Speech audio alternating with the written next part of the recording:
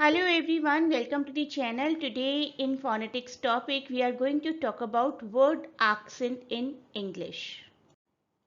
आप सभी प्लेलिस्ट्स को बहुत ही अच्छे से जानते हैं. ये सभी प्लेलिस्ट हैं जो कि आपको आपका एग्जाम क्लियर करवाने में बहुत हेल्प करेंगी. Poetry, short story, play, novel, essay, history, MCQ and now phonetics is going on. Last video में हमने concept of general Indian English किया था and today we are going to talk about word accent in English. इससे पहले 13 topics हैं. उन topics को cover करिए पहले, तभी आपको कोई भी फर्दर टॉपिक समझ में आएगा अच्छे से. तो प्लेलिस्ट का लिंक है डिस्क्रिप्शन में. आप पहले पूरी प्लेलिस्ट कवर करेंगे और फिर किसी और फर्दर टॉपिक पर अगर मूव करेंगे तो आपके लिए बहुत बेनिफिशियल होगा. आज का जो पूरा टॉपिक है इसी बात पर हमारा कंसंट्रेशन रहेगा कि एक वर्ड के अंदर किस तरीके से अलग अलग एक्सेंट होते हैं. प्राइमरी एक्सेंट क्या है with in a word secondary accent क्या है, डेरिवेटिव्स में किस तरीके के एक्सेंट यूज होती हैं. किसी भी तरीके से बेसिकली हम वर्ड के अंदर कंपाउंड वर्ड या नाउन वर्ड या 2 syllable word, 3 syllable word, particular किसी एक सिलेबल में एंड होने वाले वर्ड, जैसे कि कुछ वर्ड्स ION में एंड होते हैं, कुछ वर्ड्स जैसे एडवर्ब हैं LY में एंड होते हैं, किस तरीके से उनको प्रोनाउंस किया जाना चाहिए यूजिंग प्रॉपर एक्सेंट. अब कोई आपसे पूछता है कि वर्ड क्या है, तो आप डिफाइन कैसे करेंगे. एक लिंग्विस्टिक एंटिटी है. अगर ये टर्म यूज करेंगे तो it will be a good definition. I, are, you, book, lady, hut, hair, there, remote, TV, all these are words. When we pronounce an English word made up of more than one syllable, we pronounce it in such a way that one of the syllable is more prominent than the other syllable. Generally ऐसा ही होता है. Example देखिए, जब 2 syllable words हैं तो जैसे अभी मैं प्लेन रीड करूंगी, बिल्कुल फादर, राइट, ऑनेस्ट, बिल्कुल प्लेन मैंने रीड करने की पूरी कोशिश की है, लेकिन इन 2 वर्ड्स में फर्स्ट सिलेबल ज़्यादा प्रोमिनेंट है तो हम फर्स्ट सिलेबल को एक्सेंटेड सिलेबल कहेंगे. Father, this is the right way to pronounce it actually, father. तो सेकेंड सिलेबल को हमने एक्सेंटेड नहीं रखा, स्ट्रेस नहीं किया, लेकिन फर्स्ट सिलेबल को किया. The same goes for honest. So when you से जस्ट ऑन, तब आपने स्ट्रेस किया थोड़ा सा बोलते हुए, लेकिन EST एस्ट बोलते हुए नहीं किया. ऑनेस्ट. सो कुछ वर्ड्स ऐसे होते हैं कि फर्स्ट सिलेबल पर ज़्यादा प्रोमिनेंट एक्सेंट रहता है हमारा, लेकिन कुछ वर्ड्स ऐसे होते हैं जिसमें सेकेंड सिलेबल रहता है. वही डिफरेंस हम इस वीडियो में पढ़ने वाले हैं आज. 80% of the nouns and adjectives जब 2 सिलेबल होते हैं, डायसिलेबिक, तो जनरली फर्स्ट सिलेबल पर स्ट्रेस आता है. आप बहुत सारे एग्जाम्पल्स यहाँ देख सकते हैं. आर्टिस्ट, तो हम आ को कॉन्सेंट्रेट करके बोल रहे हैं, लेकिन टेस्ट हम बहुत फास्ट बोल देते हैं. Artist. Doctor, govern, London, orange, season, village, barber. तो ये सभी आप प्रोनाउंस करके देखिए अपने एंड पर, यू विल फाइंड कि फर्स्ट सिलेबल पर ज़्यादा स्ट्रेस आ रहा है. This is not a hardcore rule, but generally it happens कि 80% of the nouns and adjectives अगर 2 सिलेबल होते हैं तो फर्स्ट सिलेबल कॉन्सेंट्रेटेड होता है. कुछ डायसिलेबिक वर्ड्स जिनमें कि सेकेंड सिलेबल पर कॉन्सेंट्रेशन होता है, and most of these words are not adjective और नाउन, नहीं होते जनरली, राइट. जैसे कि यहाँ पर देखिए, लास्ट से शुरू करते हैं. रिमाइंड, माइंड पर आपने कॉन्सेंट्रेट किया, ये वर्ब है. बिहाइंड, आपने हाइंड पर कॉन्सेंट्रेट किया and this is a preposition. इसी तरीके से आप बाकी सब वर्ड्स को यहाँ पर प्रोनाउंस करके देखिए, सेकेंड सिलेबल पर कॉन्सेंट्रेशन आएगा आपका. एक और एग्जाम्पल देख लेते हैं. फॉरगेट, तो आपका गेट पर कॉन्सेंट्रेशन आया बोलते हुए. कुछ ट्राइसिलेबिक वर्ड्स देख लेते हैं जिनमें 3 सिलेबल्स हैं और फर्स्ट सिलेबल पर कॉन्सेंट्रेशन होता है, जैसे कि accident, beautiful, cubicle, dramatist, friendliness, honesty, natural. इन सभी वर्ड्स को आप बोलकर देखिए, फर्स्ट सिलेबल जो कि मैंने ऑलरेडी बोल्ड में दिखाए हैं आपको, वहां पर एक्सेंट आता है. कुछ 3 सिलेबल वर्ड्स ऐसे भी हैं जहां पर कि सेकेंड सिलेबल पर कॉन्सेंट्रेशन होता है। रूल्स भी हम पढ़ने वाले हैं अभी इसी वीडियो में।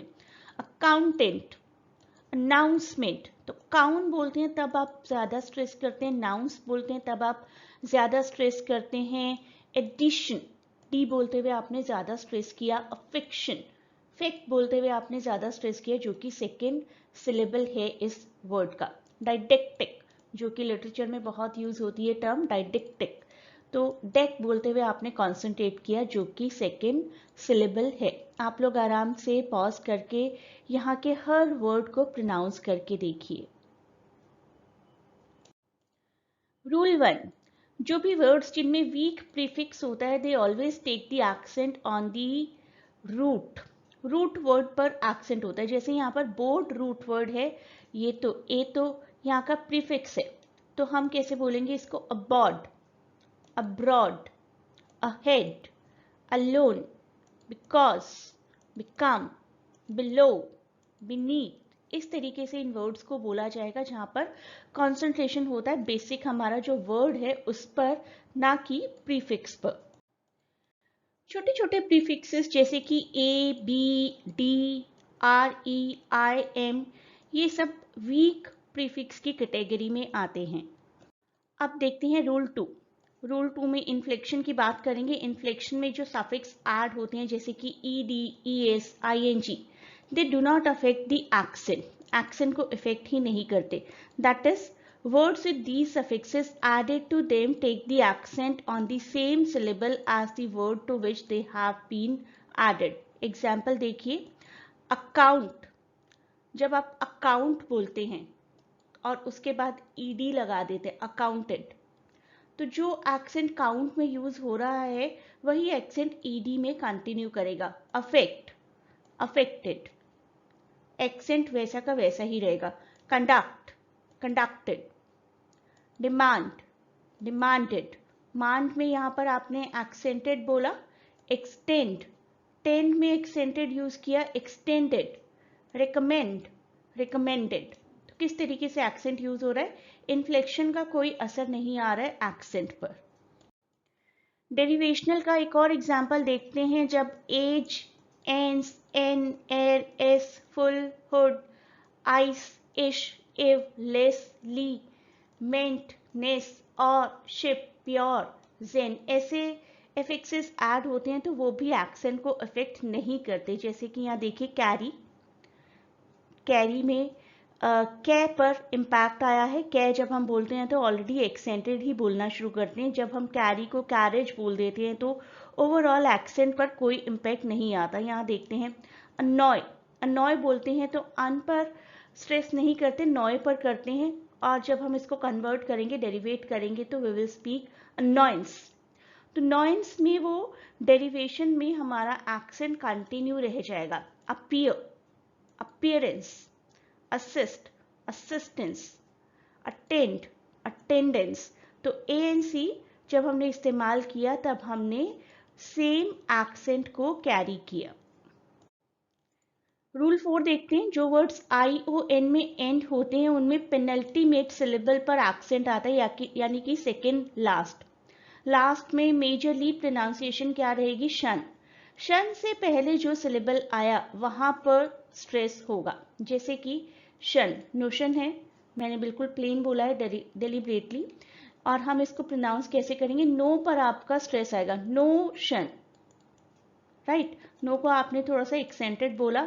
स्टेशन, राइट, तो आपका सिलेबल का एक्सेंट कहां पर आया? यहाँ पर, शन से पहले ए पर, स्टेशन, राइट। रिडक्शन, तो डक पर आपका यहाँ पर स्ट्रेस आया। शन आपने बोला, री आपने बोला प्लेन, डक बोलते हुए आपका स्ट्रेस आया। Reduction, right. Nation, notion, motion, deduction, यहाँ पर भी आपका डक बोलते हुए स्ट्रेस आया। एप्लीकेशन, के बोलते हुए आपका स्ट्रेस आया, यानी कि शन से पहले वाले सिलेबल पर। Words ending in ity, they take the primary accent on the third last or anti-penultimate syllable। Example यहां पर देखिए, ability, ability में A, B, I, फिर LI, फिर TY, ये 4 सिलेबल्स हैं, राइट। तो आपका लास्ट सिलेबल तो TY हुआ, उससे पहले LI और उससे पहले BI। यहाँ पर आपका स्ट्रेस आएगा एबिलिटी, राइट। यहाँ पर आप देखिए कैपेसिटी, कैपेसिटी,